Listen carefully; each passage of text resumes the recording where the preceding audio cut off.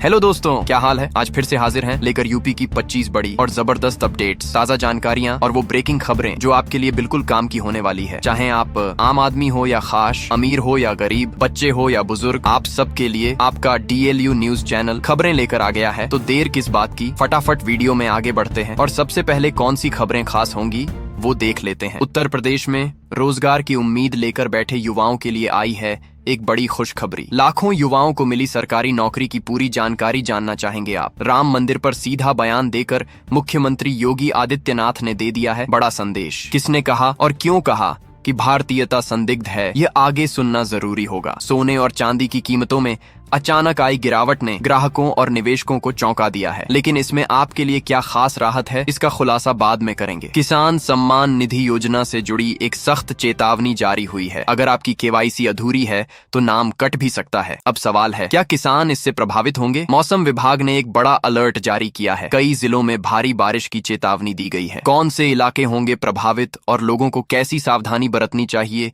ये आगे विस्तार से बताएंगे। तो दोस्तों, ऐसे ही पूरी 25 खबरों को विस्तार से देखेंगे, लेकिन वीडियो में आगे बढ़ने से पहले अगर अभी तक आपने इस वीडियो को लाइक और चैनल को सब्सक्राइब नहीं किया है तो अभी करें, और इसके साथ ही कौन सी खबर आपके जिले या राज्य से जुड़ी थी ये हमें कमेंट में जरूर बताइए। तो चलिए शुरू करते हैं पहली खबर से। दोस्तों, उत्तर प्रदेश में युवाओं के लिए एक बड़ी खुशखबरी है। मुख्यमंत्री योगी आदित्यनाथ ने बताया है कि पिछले 8 सालों में 8 लाख युवाओं को सरकारी नौकरी दी गई है। यह नियुक्तियां पूरी तरह ट्रांसपेरेंट यानी पारदर्शी प्रक्रिया से हुई। सोचिए, जब भर्ती बिना पक्षपात और सिफारिश के होती है तो युवाओं का आत्मविश्वास कितना बढ़ता है। यही कारण है कि यूपी अब देश की दूसरी सबसे बड़ी अर्थव्यवस्था बन चुका है। रोजगार और निवेश दोनों तेजी से बढ़ रहे हैं। इसी बीच गोरखपुर के गोरखनाथ मंदिर में आयोजित श्रीमद् भागवत कथा में मुख्यमंत्री योगी आदित्यनाथ ने भी हिस्सा लिया। संतों और श्रद्धालुओं से मुलाकात करते हुए उन्होंने आध्यात्मिक मूल्यों को समाज के लिए जरूरी बताया। उन्होंने कहा, आस्था और संस्कृति ही हमारे देश की असली पहचान है। सोचिए, जब शासन और साधना साथ चलें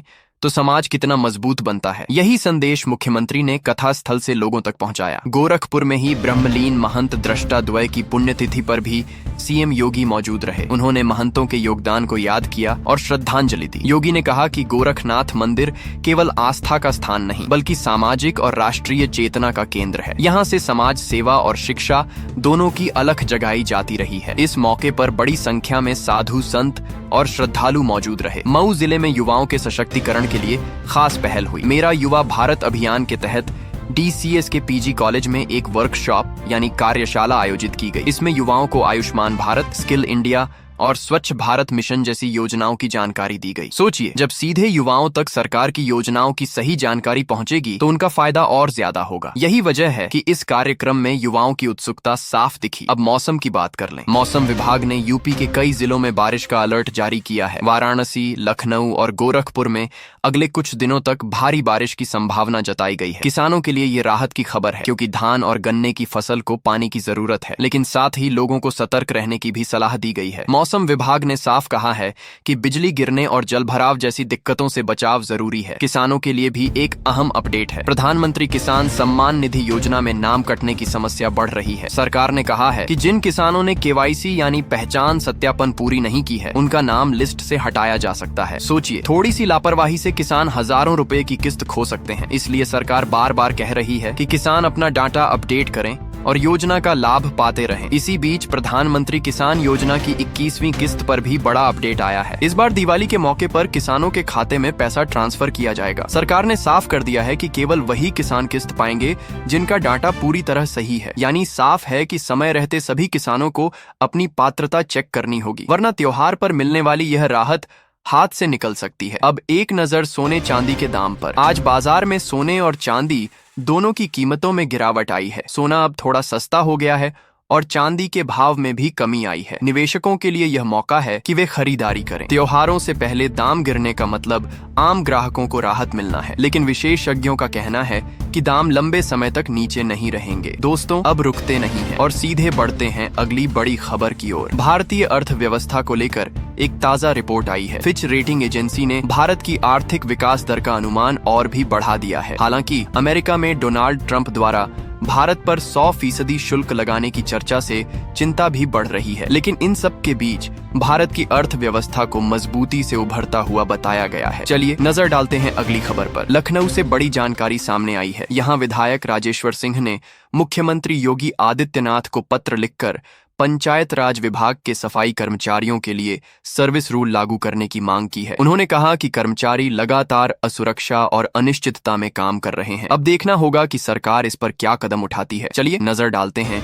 अगली खबर पर। उत्तर प्रदेश के रायबरेली से सियासी हलचल की खबर है। यहाँ कांग्रेस सांसद राहुल गांधी पहुंचे और उनके दौरे के बीच एक विवाद भी खड़ा हो गया। योगी सरकार के एक मंत्री ने पुलिस पर आरोप लगाया है कि उसने भाजपा कार्यकर्ताओं की पिटाई की। मामला गर्मा गया है और राजनीतिक आरोप प्रत्यारोप शुरू हो गए हैं। चलिए नजर डालते हैं अगली खबर पर। अगर आप सरकारी नौकरी की तैयारी कर रहे हैं तो ध्यान दीजिए। इस हफ्ते कई विभागों में आवेदन की अंतिम तारीख नजदीक है। 8 से 14 सितंबर के बीच कई बड़ी नौकरियों के लिए फॉर्म भरने का मौका है। इनमें केंद्र और राज्य सरकार की अहम भर्तियां शामिल हैं। उम्मीदवारों को समय रहते ऑनलाइन आवेदन करने की सलाह दी गई है। चलिए नजर डालते हैं अगली खबर पर। उत्तर प्रदेश और नेपाल की सीमा से खबर आई है। नेपाल में हिंसक प्रदर्शन की घटनाओं के बाद मुख्यमंत्री योगी आदित्यनाथ ने यूपी पुलिस को सतर्क रहने के निर्देश दिए हैं। खासकर सीमावर्ती जिलों में सुरक्षा व्यवस्था और कड़ी कर दी गई है। सरकार का कहना है कि किसी भी स्थिति में सीमा पर शांति और कानून व्यवस्था बनी रहनी चाहिए। चलिए नजर डालते हैं अगली खबर पर। अब नजर डालते हैं अंतर्राष्ट्रीय खबर पर। अमेरिका के पूर्व राष्ट्रपति डोनाल्ड ट्रंप ने भारत पर 100% शुल्क लगाने की मांग की है। यह प्रस्ताव अगर लागू होता है तो दोनों देशों के बीच व्यापारिक रिश्तों पर बड़ा असर पड़ सकता है। भारत अमेरिका के कारोबारी संबंध लंबे समय से मजबूत रहे हैं, लेकिन इस बयान से तनाव बढ़ने की आशंका है। चलिए नजर डालते हैं अगली खबर पर। मुख्यमंत्री योगी आदित्यनाथ ने एक बयान में फिर से राम मंदिर का जिक्र किया है। उन्होंने कहा कि जो भारतीय राम मंदिर पर गर्व महसूस नहीं करते, उनकी भारतीयता संदिग्ध है। उनके इस बयान ने एक बार फिर सियासी हलचल पैदा कर दी है। समर्थक इसे सांस्कृतिक गौरव बता रहे हैं, जबकि विरोधी दल इसे राजनीति से जोड़ रहे हैं। चलिए नजर डालते हैं अगली खबर पर। किसानों के लिए अहम अपडेट है। प्रधानमंत्री किसान सम्मान निधि योजना की अगली किस्त पाने के लिए किसानों को रजिस्ट्रेशन पूरा करना जरूरी है। अगर रजिस्ट्रेशन अधूरा रह गया तो अगली किस्त अटक सकती है। सरकार ने साफ कहा है कि सभी किसानों को समय रहते दस्तावेज और जानकारी अपडेट करनी होगी। चलिए नजर डालते हैं अगली खबर पर। दोस्तों एटा से बड़ी खबर है। विकास कार्यों में लापरवाही सामने आई है। जिला पंचायत राज अधिकारी प्रीतम सिंह को निलंबित कर दिया गया है। आरोप है कि करीब 1 करोड़ 25 लाख रुपए की अनियमितता हुई है। जांच में पाया गया कि कई योजनाओं का पैसा सही जगह खर्च नहीं किया गया। अब मेरठ मंडलायुक्त को पूरी जांच सौंपी गई है। साफ है सरकार किसी भी तरह की लापरवाही बर्दाश्त नहीं करेगी। अब बात गन्ना किसानों की मांग पर भारतीय किसान संघ ने जोरदार आवाज उठाई है। उनका कहना है कि गन्ने का रेट 500 रुपए प्रति क्विंटल होना चाहिए। सरकार ने अभी जो रेट तय किया है वह किसानों को कम लग रहा है। संगठन का दावा है कि लागत बढ़ी है तो दाम भी बढ़ना चाहिए। किसान चेतावनी दे रहे हैं, अगर रेट नहीं बढ़ा तो आंदोलन होगा। यानी आने वाले दिनों में सरकार पर दबाव और बढ़ सकता है। दोस्तों रोजगार की तलाश में जुटे युवाओं के लिए राहत की खबर है। कानपुर में रोजगार मेला आयोजित हुआ और यहाँ 164 युवाओं को नौकरी मिली। कई बड़ी कंपनियां इसमें शामिल रहीं,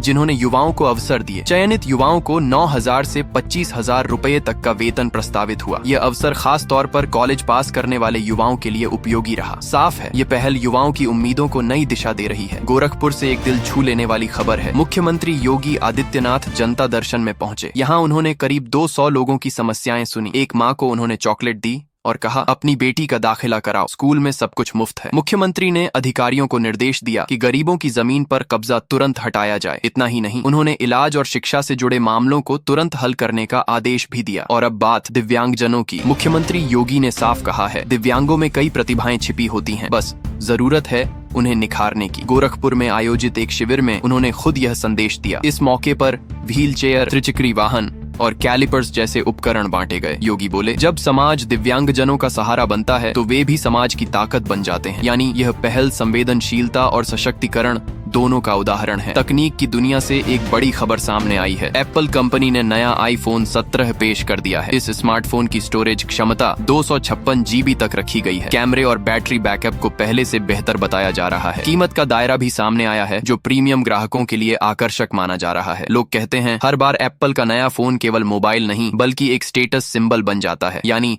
तकनीक प्रेमियों के लिए यह फोन किसी तोहफे से कम नहीं। अब जरा निवेश की बात कर लें। स्टेप अप प्रणाली के तहत SIP यानी व्यवस्थित निवेश योजना तेजी से लोकप्रिय हो रही है। इस योजना में निवेशक हर साल अपनी किस्त को थोड़ा बढ़ा सकते हैं। विशेषज्ञों का कहना है कि इससे लंबे समय में मोटी पूंजी इकट्ठी हो जाती है। छोटे छोटे निवेश से बड़ा फायदा मिलने की संभावना होती है। निवेशकों के लिए यह योजना एक सुरक्षित और अनुशासित तरीका माना जा रहा है, यानी समझदारी से की गई थोड़ी सी बढ़ोतरी भविष्य को आर्थिक मजबूती देती है। तो दोस्तों, ये थी आज की कुछ महत्वपूर्ण खबरें और जानकारियां जो आपके लिए बेहद उपयोगी साबित हो सकती हैं। ऐसी जानकारी आपको शायद और कहीं एक साथ न मिल सके, इसलिए रोज की ताजा खबरों के लिए हमारे चैनल को सब्सक्राइब जरूर करें और वीडियो को लाइक नहीं किया तो लाइक करें। साथ में अपने जिले का नाम कमेंट में लिखें ताकि आपके जिले से जुड़ी हर जानकारी आप तक पहुंच सके। धन्यवाद। जय हिंद, जय भारत।